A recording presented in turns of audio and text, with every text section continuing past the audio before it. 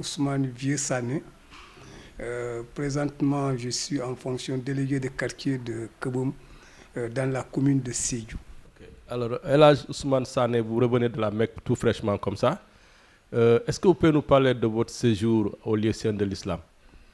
Je voudrais d'abord, avant de commencer, remercier toute la famille Sané et tous mes collaborateurs de la mosquée de Keboum. Et ceci dit, mon séjour au niveau de la Mecque, Alhamdulillah Rabbil Alamina, je vais dire que ça s'est très bien passé. Ça s'est bien passé parce que je suis parvenu à accomplir les devoirs qui m'étaient donnés à faire. J'ai pu réaliser ce que je désirais faire.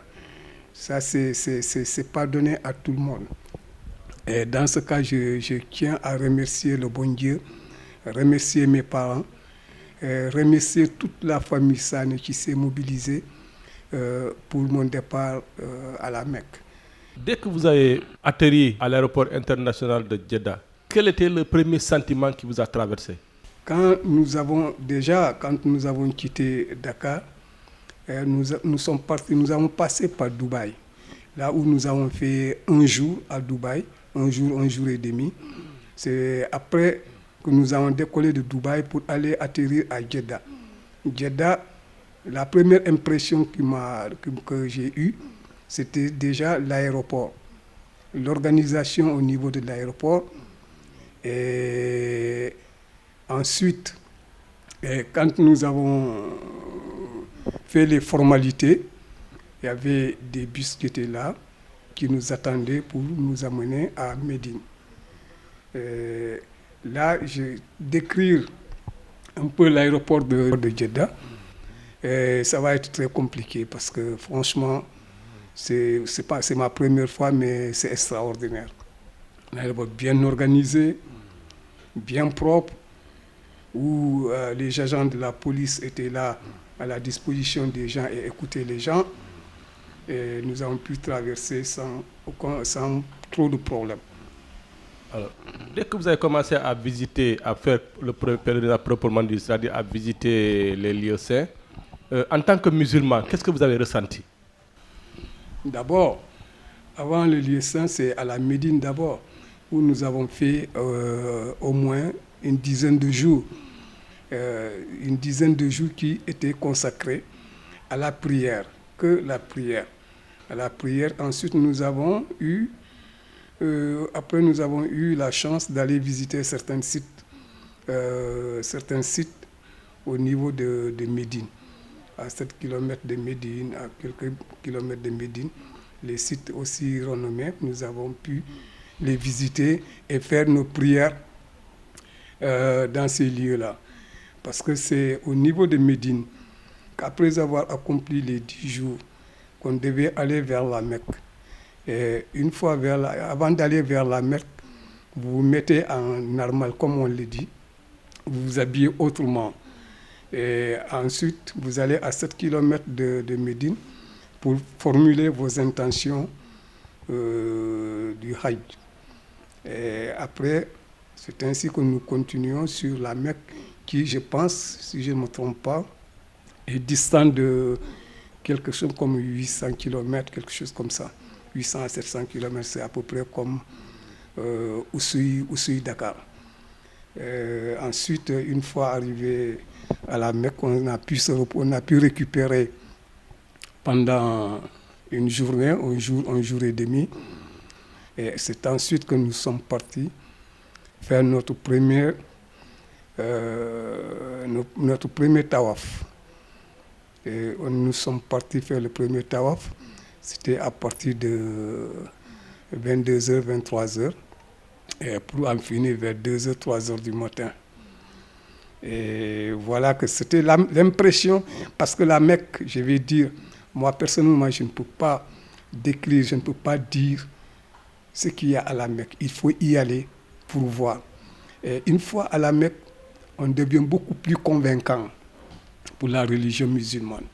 Parce que le bon Dieu subhanahu wa ta'ala a C'est un miracle.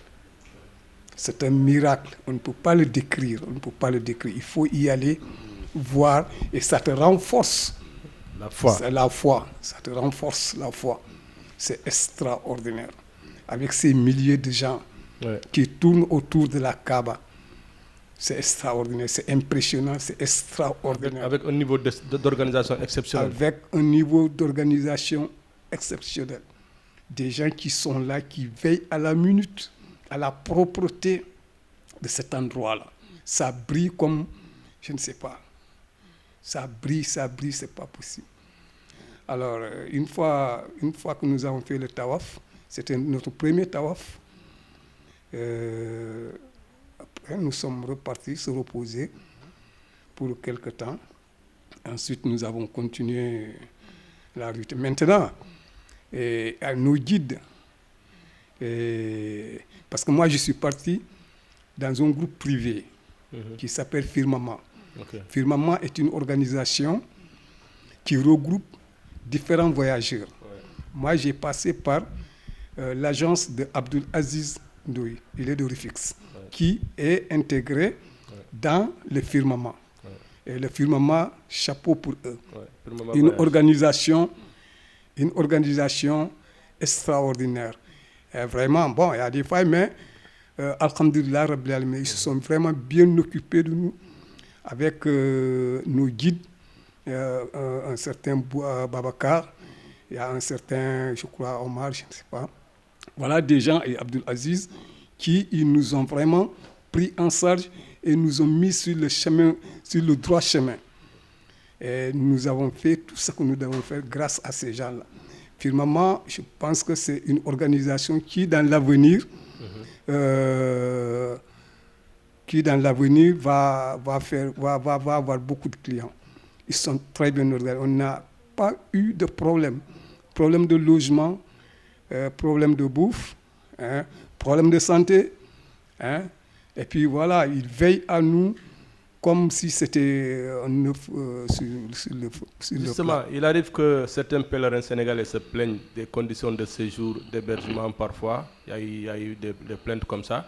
Apparemment, vous, à travers l'agence que vous avez utilisée, vous n'avez pas eu ces problèmes. Non, mais je viens de le dire, je viens de le confirmer. J'ai dit, l'agence par laquelle j'ai passé, moi, le Firmament, par le canal de Abdul Aziz Voyage, Abdul Aziz Ndoye Voyage, qui actuellement, il est de Rufisque, mais il fait partie de Firmament. Ouais. Firmament est dirigé par une dame nommée Sek, bon, son prénom c'est Sek, une dame de fer. Hein. Franchement, nous avons tout eu. Les sorties, les visites, nous avons eu des cars climatisés qui nous ont fait déplacer, pour aller voir les sites, pour aller prier dans les sites.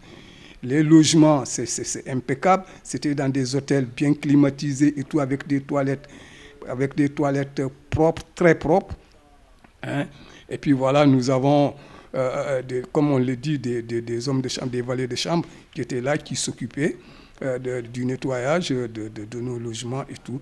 On n'avait pas eu ce problème de logement. En tout cas, tous ceux qui sont partis avec Firmament n'ont pas eu de... Bon, certes, il y a des Sénégalais, il paraît, qui ont des problèmes. Bon, je ne peux pas m'étaler sur ça parce que je ne sais pas, j'ai pas vu. On n'a pas vécu, quoi. On n'a pas vécu. Bon, mais sinon, notre groupe, ça va. Et puis, bon, voilà, après quelques jours à la Mecque, nous avons continué notre bonhomme de chemin pour aller vers Mina. Et ensuite, c'est Arafat. Et ensuite, il faut aller faire le Jamra.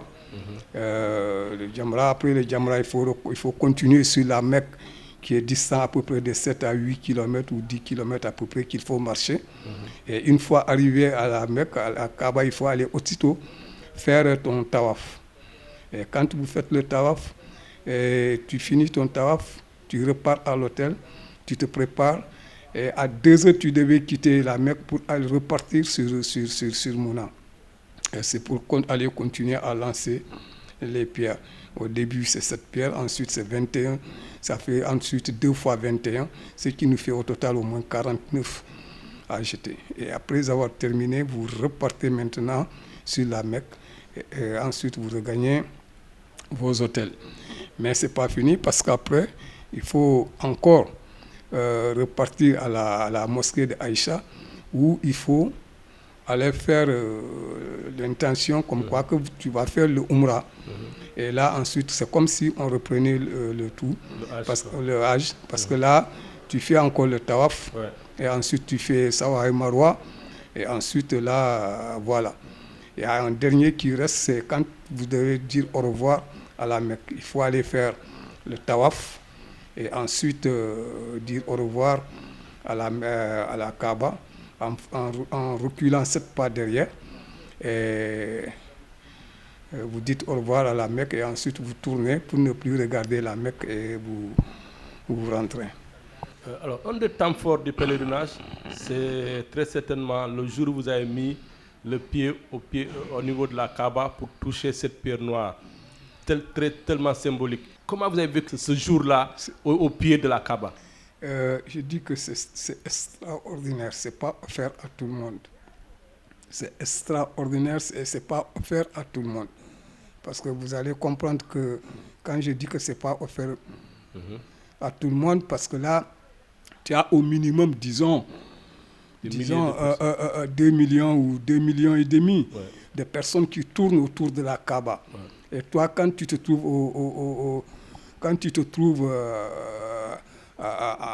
au bas-côté et que tu veux percer pour arriver et toucher la Kaaba, alors là, il faut être bien préparé. Puisque moi, j'ai une santé très faible, je ne suis pas parvenu à le faire. Mais quand même, en faisant mon tawaf, parce que à partir de la lumière verte, c'est là où nous levons la main pour dire Bismillah, Allahu Akbar. Et ensuite, c'est Subhanallah, walhamdulillah, la ilaha illallah, Allahu Akbar. Sinon, bon, il y a aussi Rabbana Atena fi dunya sanatan, fi l'akhirati sanatan, kina zabana. Bon, ce sont ces en tournant que vous dites. Mais j'ai profité après le dernier jour quand je suis parti pour dire au revoir à la Kaaba. J'ai profité avec un de mes amis, Ibou Ndiaye, qui travaille ici à Dakar, il est au port. Nous avons profité pour aller toucher la Kaaba et donner nos prières. Mais je te dis que C'était des frissons. Non, c'est des frissons et c'est extraordinaire. C'est des frissons non, ça, on ne peut pas le dire. C'est extraordinaire. C'est extraordinaire. La Kaaba, ça te renforce. Ça te renforce. Quand tu es musulman, ça te renforce. Ça te met quelque chose en toi. Ça te met quelque chose en toi. C'est pour te dire tout bonnement que le bon Dieu, il est là. Il est parmi nous, il est là. Le bon Dieu est là. Il faut le croire, il faut le savoir, il faut le vivre. Il est là.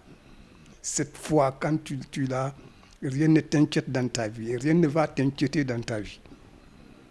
Et surtout que quand tu vas juste voir la Kaaba, faire des prières à la Kaaba, tu fais ton tawaf là, tu regardes avec le Makama Ibrahima, le truc de Ismaël, c'est extraordinaire. C'est extraordinaire. Ce qui est plus extraordinaire encore, c'est cette fameuse eau qu'on appelle Zamzam. Cette eau, elle est miraculeuse. Elle est miraculeuse. Quand tu es dans la mosquée, on ne consomme que ça. Mais tu vas consommer cette eau-là, jamais tu n'auras envie d'aller dans les toilettes. Tout le temps que tu feras dans la mosquée, tu n'auras pas envie d'aller dans les toilettes, malgré la consommation que tu vas faire. Alors c'est extraordinaire. C'est extraordinaire. Et quand on a eu à me balancer dans mon WhatsApp le puits de Zamzam que j'ai eu à balancer à quelques-uns. Mais c'est extraordinaire. C'est comme un œil, quand tu regardes le puits, c'est comme un œil qui te regarde toi. C'est un point comme un œil que tu vois. Et cette eau, paraît-il que même le roi a essayé qu'on le branche pour que ça aille le mieux impossible. Cette eau-là tourne autour. Et c'est une eau, on dit, c'est une eau, elle est tellement sacrée que avant de la boire, tu donnes tes désirs, tu dis tout ce que tu désires et tu la consommes. Un point de vue maladie, point de vue santé, un point de vue santé, point de vue longévité, point de vue richesse, tu dis tout ça et tu consommes. Et avec l'aide du bon Dieu, paraît-il que ça va s'exaucer. Extraordinaire. Extraordinaire. Il y a à Mouna, on a été le jour d'Arafat. Nous avons été. Arafat, c'est extraordinaire. Arafat, c'est extraordinaire.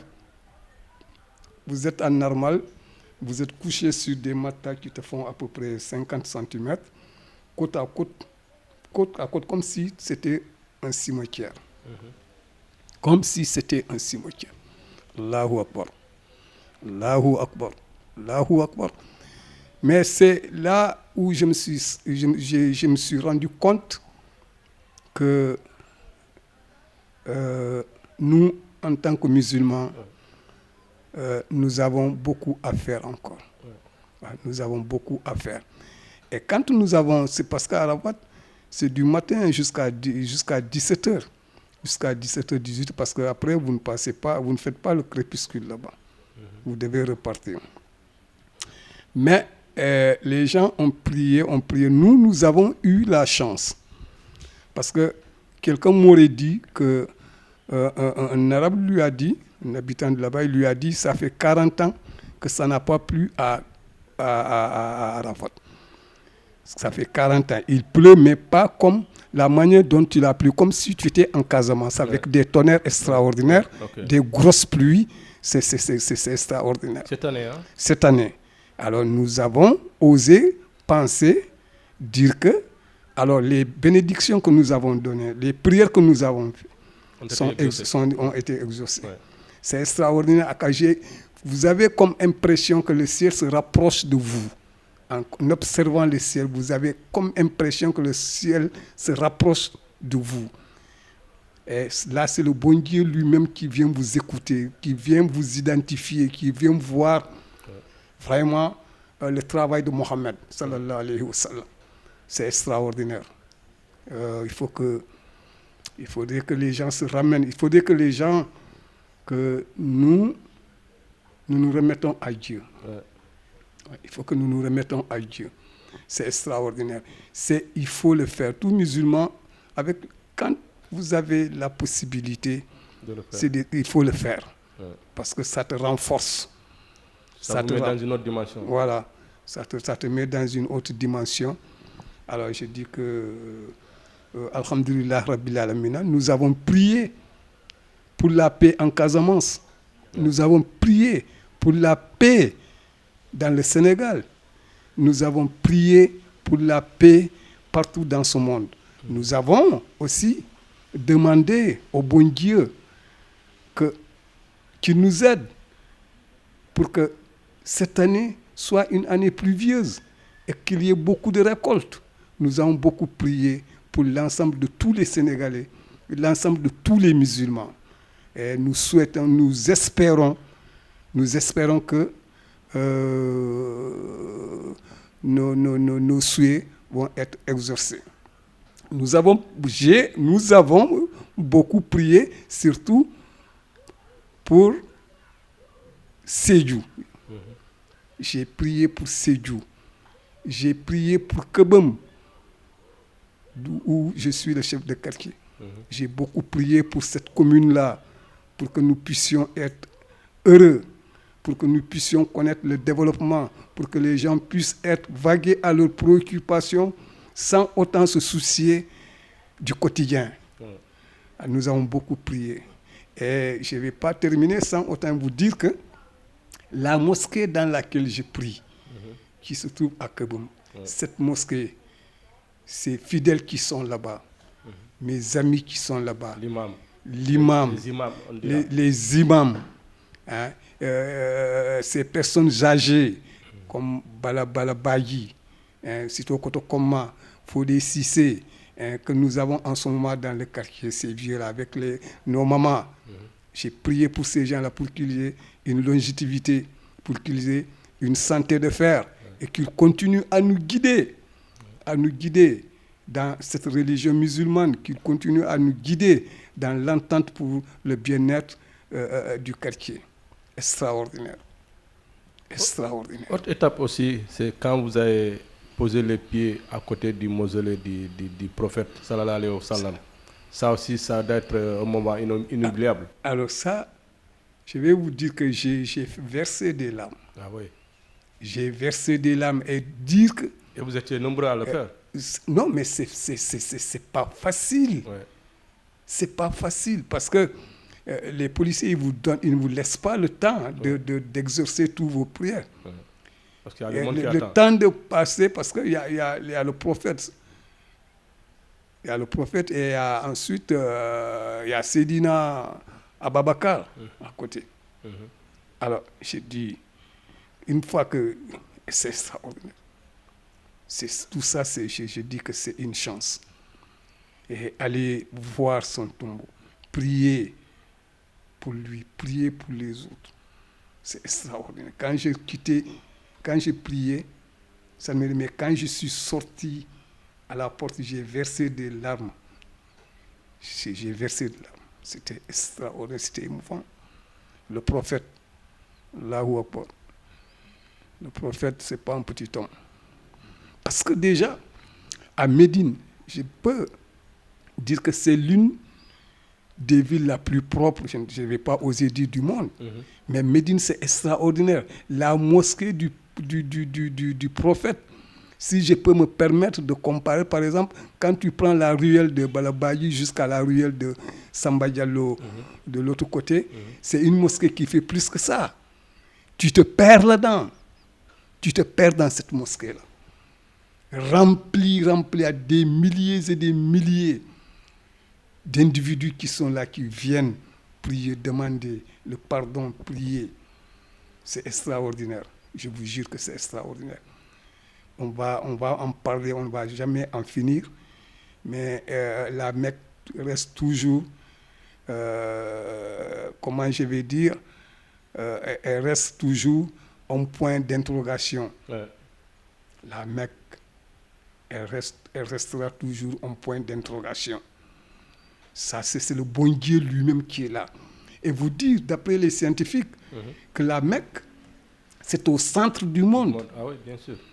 La Mecque, c'est au centre du monde. La preuve en est que aucun avion ne le survole. Ouais. Aucun avion ne le survole.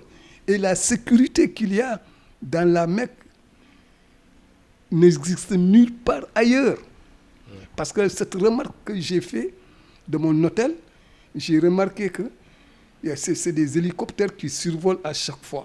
Et quand on était à Mouna, c'était pareil, c'est des hélicoptères tout le temps qui survolaient pour voir comment ça se passe.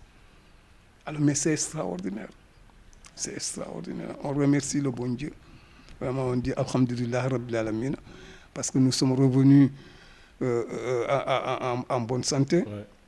Et que Dieu nous a permis d'être à Dakar ici et d'être chez nous. Ouais. On remercie le bon Dieu parce qu'il y a eu des cas de décès. Ouais. Il y a eu des cas de décès. Et puis voilà, j'ai voyagé dans un avion avec une dame qui n'a pas pu atteindre la Mecque. Ouais. Et bien voilà, elle était devant moi. Et quand elle marchait et tout, et puis voilà, elle est allée s'asseoir. À un certain moment donné, ça n'allait pas. Les autres sont venus la chercher. Depuis lors, on ne l'a pas vue. Alors, c'est te dire que tout ça, c'est miraculeux. C'est miraculeux. Mais, alhamdulillah, Rabbil Alamin. Alors, en tant que musulman, pour terminer, en tant que musulman qui a eu la chance d'accomplir un des piliers de l'islam, c'est-à-dire effectuer le pèlerinage à la Mecque, aujourd'hui, avec le recul, après avoir effectué ce pèlerinage, vous êtes revenu chez vous, quel est le message que vous avez à confier aux musulmans du monde, du Sénégal et de la Casamance? Le message, c'est de dire que restons musulmans, croyons au bon Dieu, restons musulmans, Parce que je vais dire, j'ai comme impression que cette religion musulmane, dans la religion musulmane, les Asiatiques sont plus nombreux. Les Indonésiens, les Pakistanais, mais même les Russes. Parce que j'ai eu à prendre un taxi avec un Russe. J'étais avec comme mon ami Ibou Ndiaye. On a pris un taxi avec un Russe musulman. Il devait aller faire son tawaf. Nous, on devait aller prier 17h là-bas. Nous sommes rentrés dans le même taxi et on est partis ensemble. Nous, on avait l'intention de faire notre deuxième tawaf. J'étais avec mon ami. Et quand nous sommes rentrés là-dedans, il parlait anglais, puisque mon ami parlait anglais, on s'est compris et tout. Et ensuite, on est allé faire le tawaf. Mais j'ai comme impression que les Asiatiques sont plus nombreux.